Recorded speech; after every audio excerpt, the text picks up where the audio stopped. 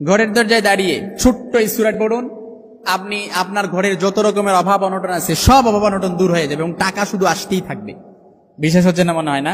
টাকা শুধু আসতেই থাকবে। আল্লাহ রাসূল সাল্লাল্লাহু আলাইহি ওয়াসাল্লামের এক সাহাবীর পরীক্ষিত আমল, এই আমলটি যেই করেছে সেই ফল পেয়েছে। আমি কিছুদিন আগেও এক জুমায় হয়তো বলেছি দোয়াটা, এই যে আপনাদের এই কুমিল্লাতে এক লোক ওই দিন ধরে, লোকটা প্রায় মনে হয় 20 দিন না 25 দিন আমলটি করছে।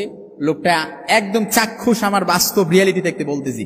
এই লোকটা বলে, হুজুর আপনি একটা আমলের কথা বলছিলেন, ঘরের দরজায় দাঁড়িয়ে এই ছোট্ট সূরাটা আমি পড়ছি, ইনশাআল্লাহ 20-25 দিন পড়ছি। আমার আলহামদুলিল্লাহ বিশাল বড় মাছের আড়ত ব্যবসায়, আমি ব্যবসা করি। আমার ব্যবসার মধ্যে এত ভাটা ছিল যে কোনো কিছুতে আমার বরকত ছিল না, আমার ফ্যামিলিতেও শান্তি ছিল না, কিন্তু আলহামদুলিল্লাহ হুজুর আমি ইয়াকিন আর ইখলাসের সাথে আমলটি, আপনার যে আমলটি করছি, আমি সাথে সাথে আলহামদুলিল্লাহ এখন আমার ব্যবসার মধ্যে বরকত, আমার পরিবারের মধ্যে আলহামদুলিল্লাহ এখন রহমত, এবং কন্টিনিউ আমার পরিবারের মধ্যে আর কোনো রকমের অভাব অনটন নাই, একদম চাক্ষুষ। এই যে কিছুদিন আগে আমাকে বললো, এই জন্যই এই ঘরের দরজায় দাঁড়িয়ে ছোট্ট সূরাটি যদি আপনারা প্রতিদিন ইখলাসের সাথে আপনি 20 দিন 21 দিন কিংবা 40 দিন আমলটি করেন, কিংবা তার চেয়ে কমও করেন, আপনি দেখবেন ইনশাআল্লাহ পরিপূর্ণ ইখলাস, আপনার ইখলাস যত, ধারণা যত শক্ত হবে, আমলটা তত তাড়াতাড়ি কবুল হবে। আপনি যদি ইখলাস রাখেন যে আমার আল্লাহ তাআলা কবুল করবে, পরিপূর্ণ ইখলাস যদি বিশ্বাস থাকে, আপনার যত বিশ্বাস, ইখলাস যত মজবুত হবে, আপনার ধারণা যত মজবুত হবে, দোয়াটাও তাড়াতাড়ি কবুল হয়ে যাবে। এজন্য ঘরের দরজায় দাঁড়িয়ে ছোট্ট এই সূরাটি 3 বার পড়বেন। যখনই ঘরে প্রবেশ করবেন 3 বার পড়বেন। আমরা সূরাটি সবাই পারি, ছোট্টবেলা সূরাটি কবে মুখস্থ করে ফেলছি এমন কেউ নাই যে হুজুর এই সূরাটা পারি না আমি, এমন কেউ নাই, সবাই পারি।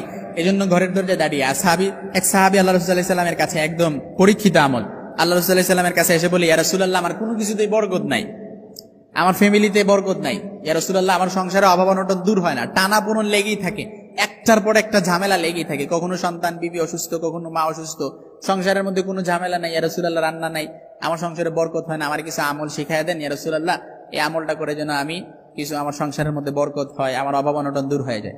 আল্লাহর হাবিব সাল্লাল্লাহু আলাইহি সাল্লাম বলেন, যাও টেনশন করিও না, চিন্তা করিও না, এমন একটা আমলের কথা শিখায় দেব, আজকে যদি আমলটা করতে পারো, তুমি আমলটি যদি কন্টিনিউ করতে পারো, তুমি সাথে সাথে ফলাফল পেয়ে যাবে।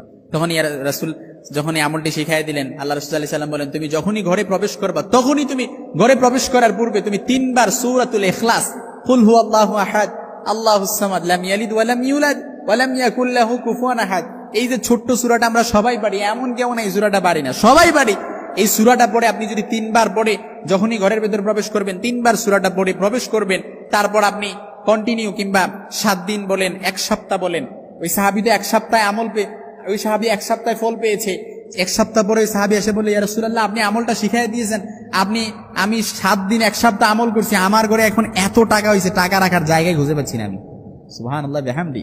এই জন্য আমলটা করেন আপনি, এই যে পরীক্ষিত আমল, যেই আমলটি করেছে সেই ফল পেয়েছে। এই জন্য ঘরের মধ্যে যদি অভাব অনটন থাকে, বরকত নাই, রহমত নাই, সাকিনা নাজিল হয় না, সব সময় ঘরের ভেতরে টানাপোড়েন লেগেই থাকে, একের পর এক অশান্তি লেগেই থাকে, একের পর এক অশান্তি বিরাজ করে, এই আমলটি করে যখনই ঘরের ভেতরে প্রবেশ করবেন, ঘরের দরজায় দাঁড়িয়ে 3 বার এই ছোট্ট সূরাটি পড়ে তারপর প্রবেশ করবেন, নিমিষে আপনার ঘর থেকে অভাব দূর হয়ে যাবে, অশান্তি দূর হয়ে যাবে, পেরেশানি দূর হয়ে যাবে, বিপদ দূর হয়ে যাবে, আপদ দূর হয়ে যাবে, উদ্বেগ উৎকণ্ঠা সবকিছু আল্লাহ তাআলা দূরীভূত করে দিবে। এই জন্য আমাদেরকে আমলগুলো বুঝে বুঝে করতে হবে। পরিপূর্ণ ইখলাস রাখেন অন্তরের ভেতর। আপনি যদি এমন কোনো কিছু নাই, আল্লাহ তাআলা কবুল করে না। আল্লাহ বলতে থাকে, আল্লাহ মিন মুস্তাগফিরিন ফাগফিরাল্লাহ, আমার কাছে চাও আমি তোমাদেরকে দিয়ে দেবো, কিন্তু চাইতে তো হবে আল্লাহর কাছে। এই জন্য আপনি যখন আল্লাহর একত্ববাদের তাওহীদের স্বীকৃতি দিয়ে আল্লাহর কাছে চাচ্ছেন, আল্লাহর কাছে আপনার আবেগ মিশ্রিত কণ্ঠে আল্লাহর কাছে বলতেছেন, আল্লাহ তাআলা আপনাকে অবশ্যই দিয়ে দিবে। তবে প্রত্যেকটা আমল করার জন্য শর্ত হচ্ছে আপনার ভেতরে পরিপূর্ণ ইখলাস থাকতে হবে, আপনার ভেতরে পরিপূর্ণ ধারণা থাকতে হবে যে আল্লাহ তাআলা আমার দোয়াটা কবুল করবে। আপনি যদি 100% কবুল না, আপনি যদি 100% শিওর না থাকেন, আপনি চিন্তা করেন আল্লাহ দোয়াটা কবুল করলে করলো, না করলে নাই, এরকম যদি চিন্তা ভাবনা করেন, তাইলে তো আল্লাহ তাআলা আপনার দোয়া কবুল করবে না। এই জন্য আমরা যেন এই ইখলাসের সাথে আমলটি করি, ইনশাআল্লাহুল আজিজ। আমি বলে দিচ্ছি, যে আমলটি করেছে সেই ফল পেয়েছে। এই জন্য আমরা করবো তো ইনশাআল্লাহ, আল্লাহ কবুল করুক, পারেন আমিন।